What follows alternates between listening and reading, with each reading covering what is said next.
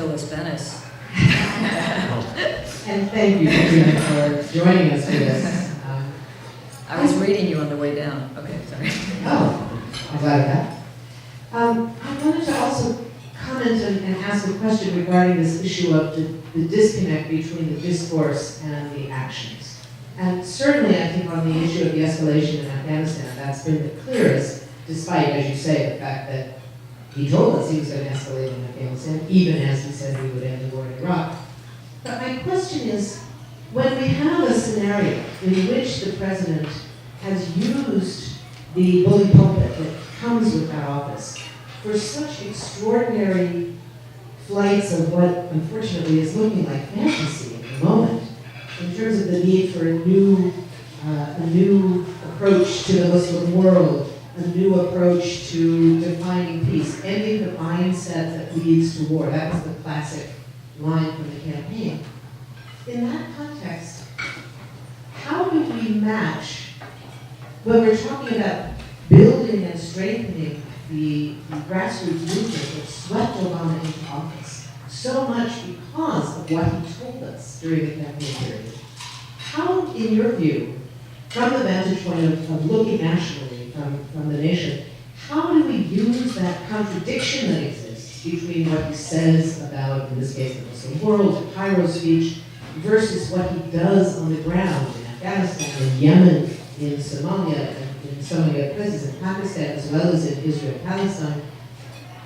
How do we balance the need to engage people on challenging their president, who they swept into office, with all the respect for what that movement accomplished and who was in it, and at the same time focus on the failure to make good on that part of the bully pulpit?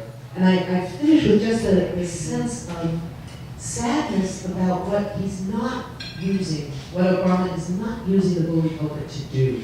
Because as you say, when we look at how a president is constrained in the world, there's that question of, could he use that microphone to say that? To say, I want a different solution to the threat of terrorism in Afghanistan. I don't believe war will work. My generals think it will. And the only way I can challenge them is if we know, they know, and I know that the American people stand with me and not with them.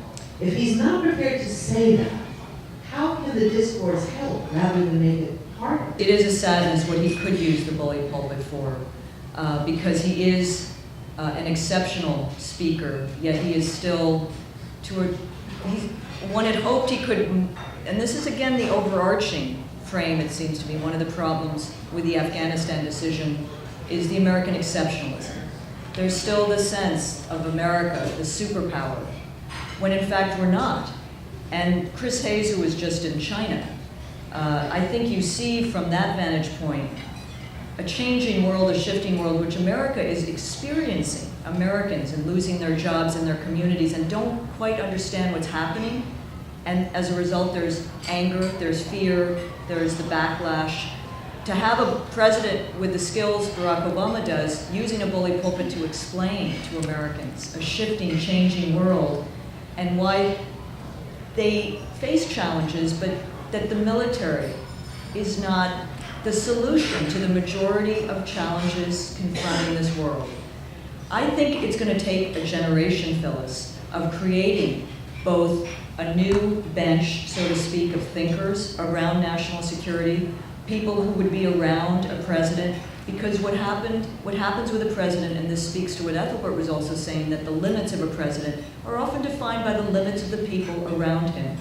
In the same way that you can't expect one president to change the country, you can't expect one president to change all the policies. You have to have someone who's picking with good judgment and has the field.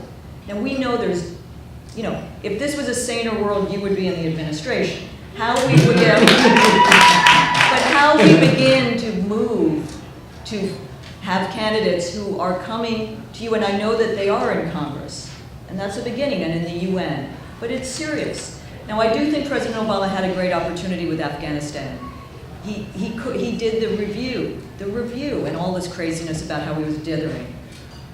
one hoped he was really rethinking, and there was a chance. And part of Mark knows this, the history of change in this country is change from below, but it's also division within the establishment. And there are enough establishment figures, whether it was General Eikenberry, or Thomas Friedman, or George Will. Barack Obama could have used his extraordinary skills to say, no, this is not the time. We need to reinvest in our country. We are going through perilous challenges. We will have a different way of fighting terror. Why he didn't make that decision speaks to the limits, speaks perhaps to the fear that if there was another attack, and look at the madness around the Christmas aborted bombing, that if there's another attack, the toxic backlash in this country, addressing what Ethelbert was asking about the media, the right wing, these are constraints which a courageous president, and he is courageous in areas, but this remains the security buys. You know, I'm going to mention about this bullet pulpit thing, because this gets into issues of race. If Obama is too emotional, then he's getting a little out of control. If he's very professorial, you know, then he's too cool, like, you know, Miles Davis in the 50s. So you're torn with that. And we saw a little bit of this back in 1984 with Jesse Jackson in New Hampshire, I think the primary. And someone said Jesse was swaying, and he looked angry. I'm glad Obama's not swaying. You know? I mean, and small things like this that if it was somebody else, you could probably use the bullet pulpit, you could probably talk, and you could raise your voice. But what happens is that he's locked in this whole thing. If he raises his voice and gets too angry, there must be the secret black man we were voting for. You know, just like if, for example, if Michelle Obama changes and gets an afro or cornrows, I don't know how we would interpret that. You know, and so the bullet pulpit might work for Teddy Roosevelt and Roosevelt and other presidents, but I think we're moving into new areas in terms of where you're always on YouTube, you always hear, everyone's always looking at you. And so what happens, you have to maintain a consistency. But just to take small issue with that, I agree that, let's put aside the bully pulpit. It's kind of an old-fashioned term. Right. So let's use the YouTube pulpit. Right. So you could have, instead of fireside chats or the bully pulpit, a consistent stream of interesting YouTube videos. One of my favorite moments during the campaign was, I forget where it was, where he, you know, was doing like this, right, you know, the whole the Jay-Z thing. Yeah, right. It was very cool. Didn't have to be angry, Right. but it was tough, Right. and it was YouTube. Right.